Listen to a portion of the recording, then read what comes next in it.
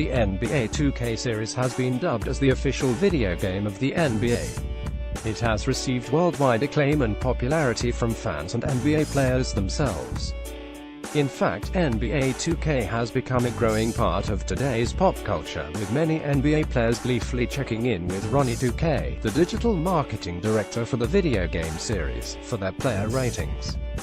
For the most part, NBA 2K is fairly accurate when it comes to the gameplay. Though, there are a few noticeable errors with the game, namely with certain players' ratings. Here are 5 of the most unfair NBA 2K18 ratings. Hopefully, Ronnie 2K will take notice with the injustices of these awful ratings. Point 5. Damian Lillard and the Lions. Getty Images. Damian Lillard is one of the most talented players in the NBA. Yet, he is the subject of some of the most disappointing snubs in recent years. Not only has Damian Lillard been snubbed in past years' All-Star voting, he has been snubbed a decent rating in NBA 2K18. Last year, Lillard averaged 27.0 ppg and 5.9 apg, leading the Portland Trail Blazers to the playoffs. He even came up big in the first round against the defending NBA champion, the Golden State Warriors. Yet, what did Lillard get as his overall rating in NBA 2K18?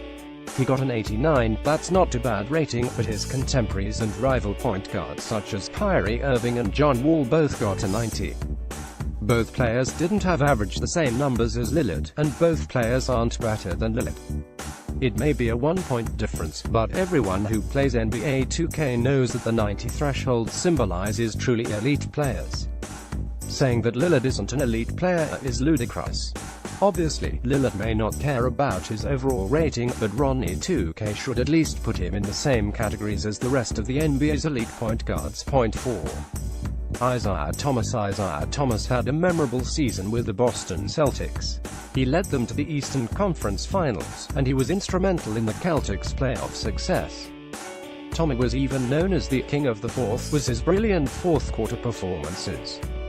It's not surprising to mention that Thomas was one of the entertaining players of the 2016-2017 season.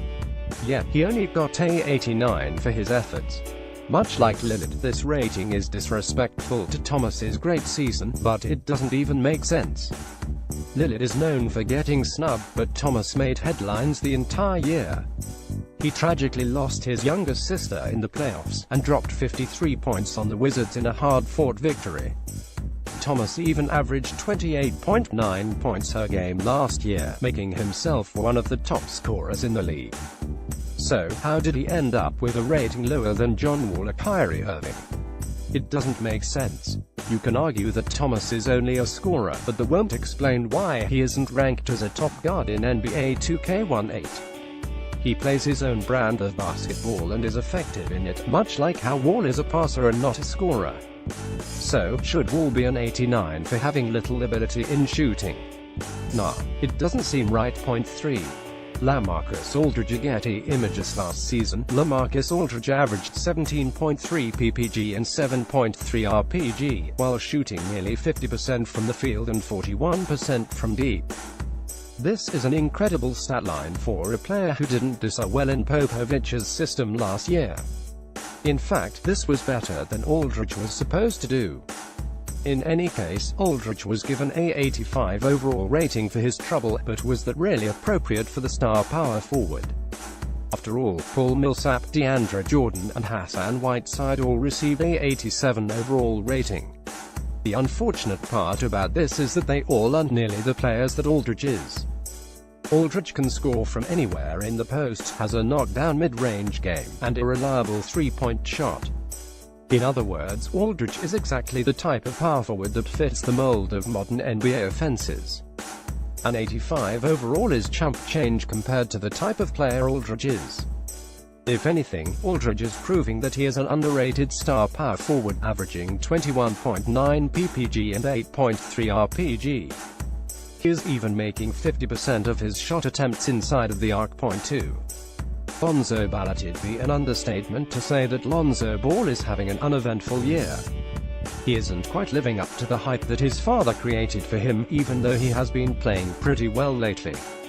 before anyone even got to see what ball was all about on the court. He was given an 80 overall rating, which was higher than Derrick Rose, 78, Brandon Ingram, 76, and Jordan Clarkson, 77.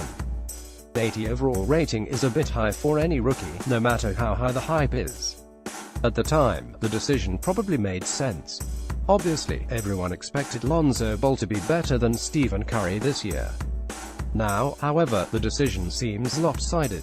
Lonzo Ball was ranked as the highest rookie in NBA 2K18, but he isn't nearly performing as such. That just goes to show that you can't count your eggs before they hatch, or give undeserving players higher overall ratings than deserving players. Point 1. Kyle Kuzma. Getty Images. Granted, no one expected Kuzma to break out and become a star. He exceeded the expectations of even the Lakers front office when he was drafted with the 27th pick of the NBA 2017 draft. Nonetheless, Kuzma was given a 72 overall rating. It is one of the lowest ratings in the game, which is a mockery for a truly talented player. To translate, a 72 overall rating is what you would give to a prospect to the last player on a team's roster.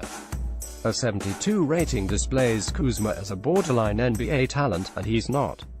He is a NBA star loaded with potential. Even Ronnie 2K must painfully realize this by now. All in all, the NBA 2K series is supposed to be a fun way for fans, gamers, and players to try to replicate the NBA experience on a video game console. Still, quality NBA players should be depicted as such, even if it's just in a video game. Justin rumor, Rockets don't plan to do much at NBA trade deadline. Damian Lillard, Isaiah Thomas, Kyle Kuzma, LaMarcus Aldridge, Lonzo Ball.